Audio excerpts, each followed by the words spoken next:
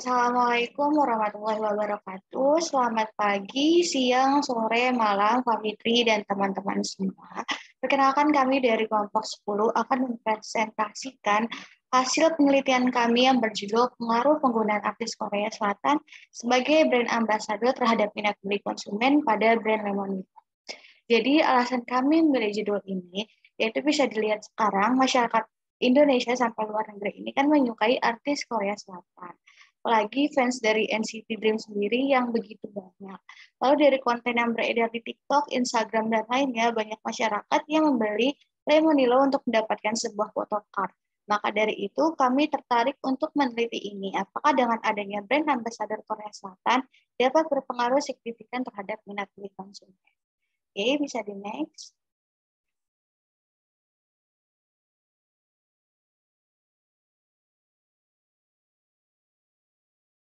Oke, sebelum kita mulai ke materinya, izinkan kami memperkenalkan diri terlebih dahulu. Di kelompok 10 ini ada Mila Aulia, saya sendiri Salsadi Sakriti, dan yang terakhir ini ada Cahya Tias Mary Nurgrati. Bisa di next.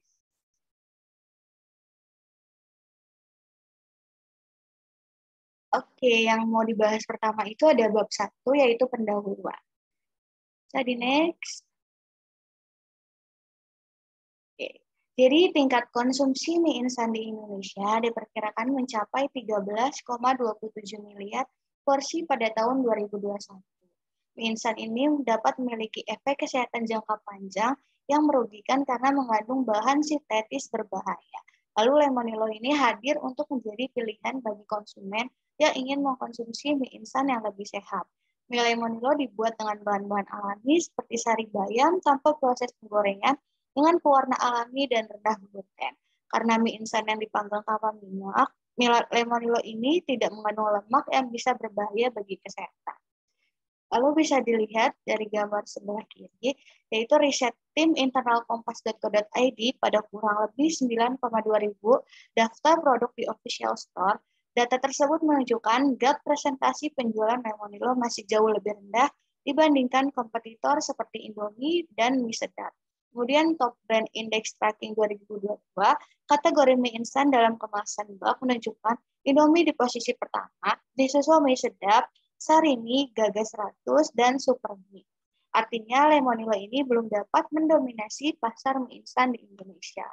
Lalu strategi pemasaran yang digunakan lemonilo dalam menarik calon konsumen yaitu dengan menjalin kerjasama dengan salah satu band Korea sebagai brand ambassador. Yang seperti sudah saya bilang yaitu NCT Dream. Nah, NCT Dream ini memiliki daya tarik dan pengaruh positif dalam mempengaruhi minat beli konsumen dan bisa menimbulkan citra merek yang baik kepada konsumen dengan adanya brand ambassador.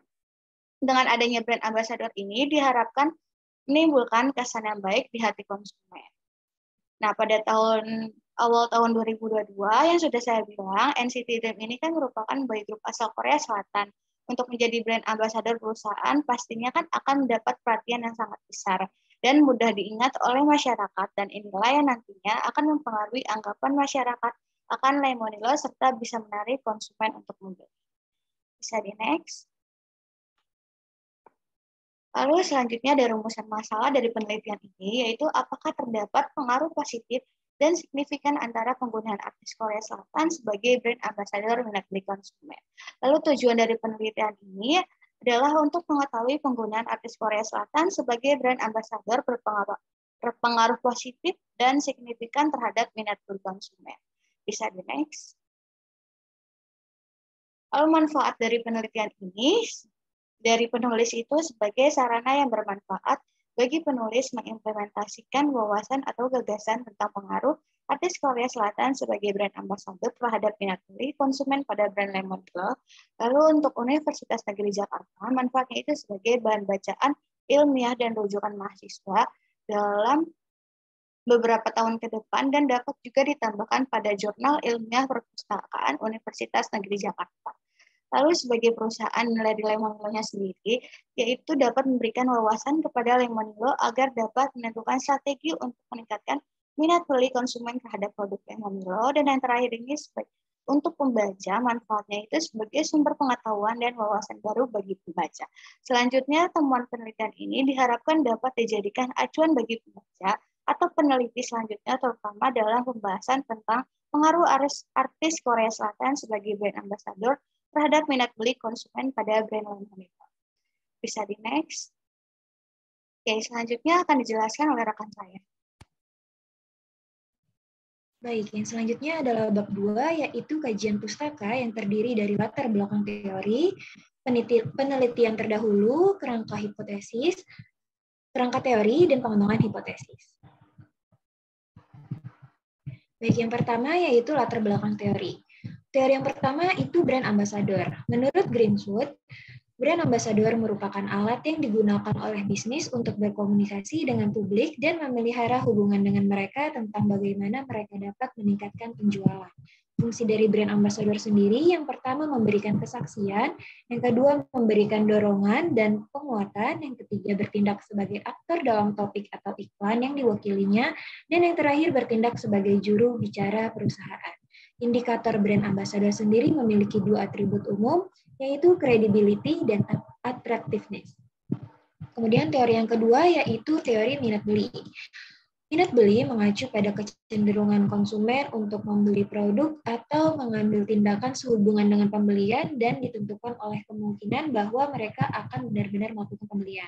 Tahap-tahap dalam minat beli, yang pertama attention, di mana konsumen mulai mencari dan mempelajari produk tersebut. Yang kedua interest, di mana konsumen mulai tertarik terhadap produk tersebut. Yang ketiga desire, di mana munculnya hasrat dan keinginan untuk membeli produk. Dan yang terakhir action, yaitu kemantapan yang tinggi konsumen untuk membeli produk. Kemudian faktor-faktor yang mempengaruhi minat beli, yang pertama ada faktor psikis, yaitu faktor yang dipengaruhi oleh konsumen itu sendiri, seperti motivasi, persepsi, perilaku, dan pengetahuan, dan juga ada faktor sosial yang dipengaruhi oleh lingkungan luar, seperti keluarga, status sosial, pemberdayaan, bauran pemasaran yang terdiri dari produk, harga, promosi, dan juga distribusi. Baik, boleh di next.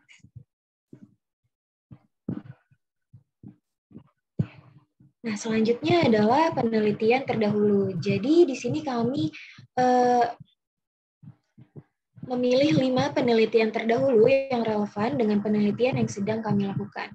Penelitian pertama yaitu penelitian Mardiani dan Wardana pada tahun 2018 yang berjudul Pengaruh Brand Ambassador Terhadap Minat Beli Bandung Canopy Cake. Lalu yang kedua, penelitian oleh Destiani dan Saputri pada tahun 2020 dengan judul Pengaruh Brand Ambassador dan Kualitas Produk Terhadap Minat Beli Mie Sedap Korean Spicy Chicken di Bandung. Lalu penelitian yang ketiga yaitu penelitian oleh Isnan dan Rubianti pada tahun 2021 dengan judul Pengaruh Brand Ambassador Terhadap Minat Beli Tiket.com di Jawa Barat.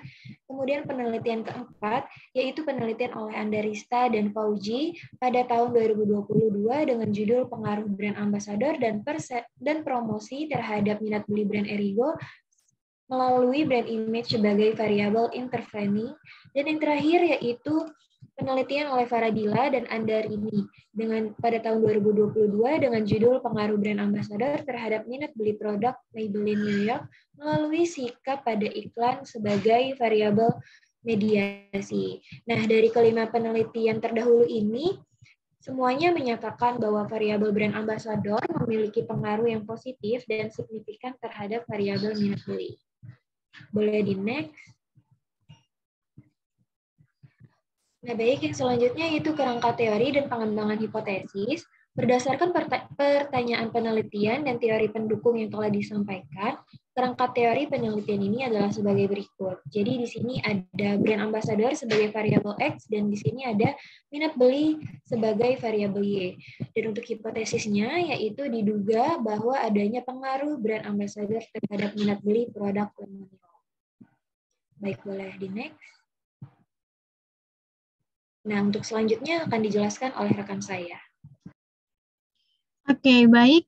Terima kasih Salsa Adi Sapitri dan Mila Aulia yang telah memaparkan bab 1 dan bab 2-nya.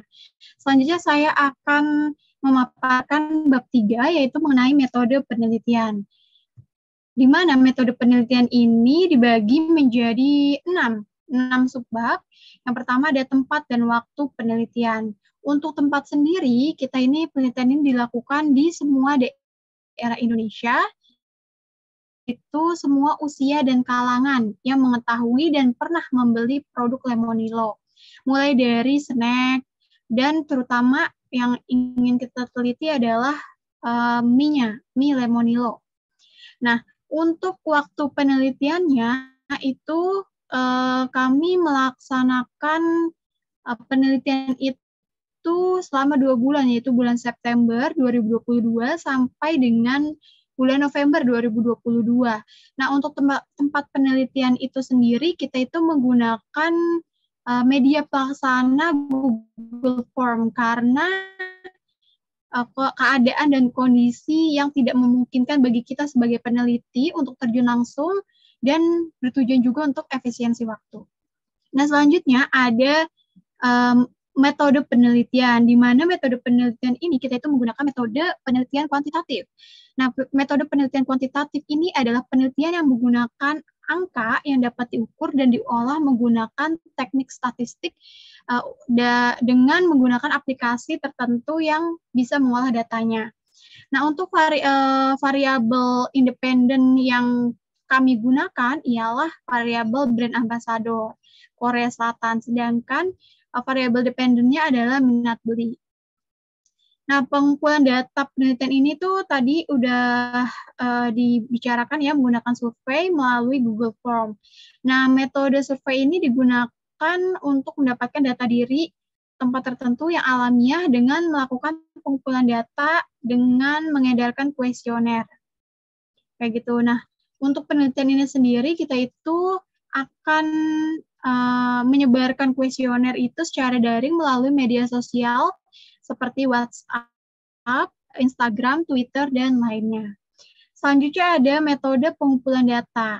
Nah, tadi metode pengumpulan data ada 2, yaitu data primer dan data sekunder, di mana data primer ini kita itu survei langsung ke masyarakat yang memang pernah membeli produk Lemonilo untuk mendapatkan hasil penelitian yang akurat berupa kuesioner. Seperti itu. Dan data sekundernya kita itu menggunakan buku, artikel, jurnal, dan sumber referensi lainnya. Nah, selanjutnya ada populasi dan teknik sampling, di mana populasi ini kan dalam penelitian itu wilayah yang ingin kita teliti oleh peneliti gitu kan. Nah, untuk populasi yang digunakan sebagai penelitian ini adalah konsumen semua usia dan kalangan yang mengetahui dan pernah membeli produk Lemonilo tersebut, kayak gitu. Especially itu mie-nya gitu. Dan sampelnya yaitu kalau kita ketahui bahwa sampel itu bagian dari jumlah dan karakteristik yang dimiliki oleh populasi tersebut. Nah, dalam teknik pengambilan sampel ini, kami ini menggunakan teknik purposive sampling, di mana teknik ini memiliki ketentuan sampel dengan pertimbangan tertentu seperti tadi kriteria dan sampel penelitian, yaitu semua usia dan kalangan, dan yang kedua itu mengetahui dan pernah membeli produk Lemonilo, khususnya itu adalah mie instannya. Dan jumlah populasi dalam penelitian kita ini adalah 50 orang, 50 responden seperti itu.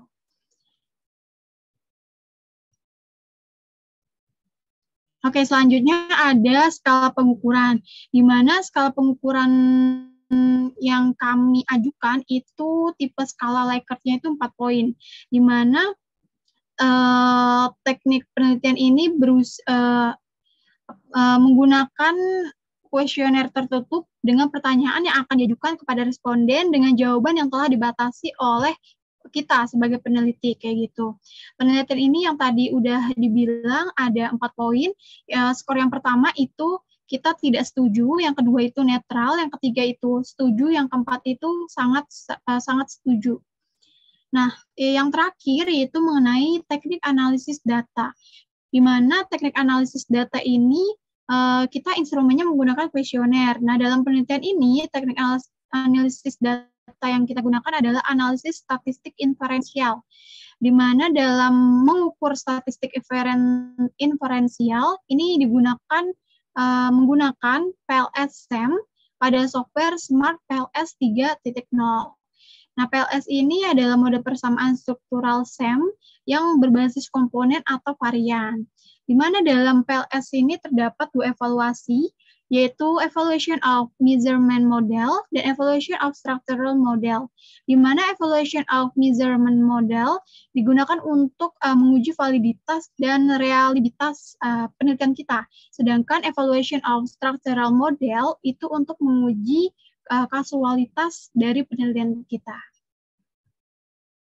Dan yang terakhir ada kesimpulan, di mana seperti yang kita ketahui bahwa Indonesia itu memiliki fans idol K-pop yang sangat banyak sesuai dengan data yang sudah dipaparkan tadi di awal di bab 1. Nah, dengan adanya fans yang sangat banyak ini pastinya itu memberikan pengaruh positif terhadap salah satu perusahaan yang akan kami teliti, yaitu Lemonilo.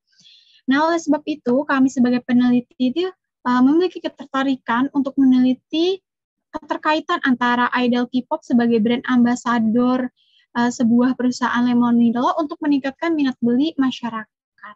Seperti itu. Mungkin sekian yang dapat kami sampaikan. Kurang lebihnya mohon maaf.